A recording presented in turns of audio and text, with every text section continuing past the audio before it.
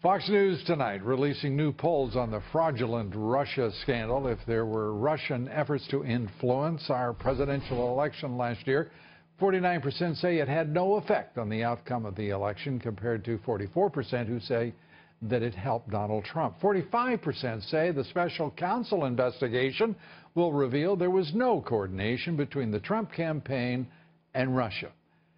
Joining me now to discuss the fake news Russia scandal, the shameful Obama spy scandal, which worsens, as James Rosen pointed out, and much more. Chris Farrell. He's the Director of Investigations and Research at Judicial Watch. Chris, it just gets worse by, as I said, seemingly the day, the week. The Obama administration was spying on America,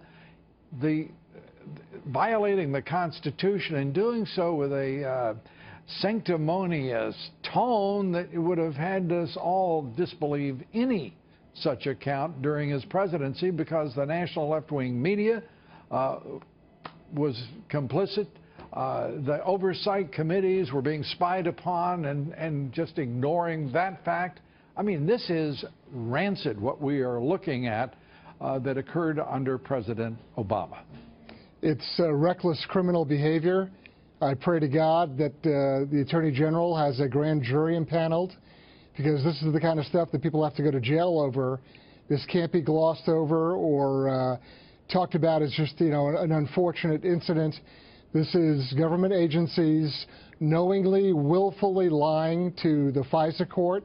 This is an administration that has weaponized the intelligence agencies for domestic political purposes, just like it did the IRS. Remember, it's completely consistent that the same administration that would use the IRS against political opponents would use the intelligence system and agencies to also spy domestically on their opponents. And this is an abuse of power and authority like we have never seen in this country. And part of this rests with the courts themselves. The FISA court calling it a lack of candor. Are you kidding me? It's contempt is what it is, and there should have been U.S. Marshals taking the various attorneys who made misrepresentations into custody. I mean, there's got to be a hardball approach to this. It cannot be, let's just talk it away. And frankly, there are members of the Super 8 or Gang of 8 on the Hill who I believe have guilty knowledge of this. This went on for years. This was an expansion on authority that was reckless is the best word. But I'm going to further this just a bit, if I may, in terms of what it represents. It represents an explanation as well of the fanatical attacks on the part of the left in this country on President Trump and his first his transition team and then his administration. This is a group of 8, as you suggest, in the most powerful men and women in Congress and the Senate, who have oversight responsibilities, and beyond that, other committees that have oversight over the intelligence community.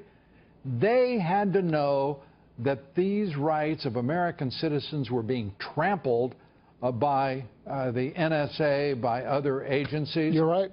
And secondly, in addition to that, you've got an FBI director in James Comey who refused to prosecute, who refused to investigate, and to bring consequence to those who are violating laws, obviously so, whether it be the IRS targeting of conservatives or Fast and Furious, or the Clinton Foundation, which was an obvious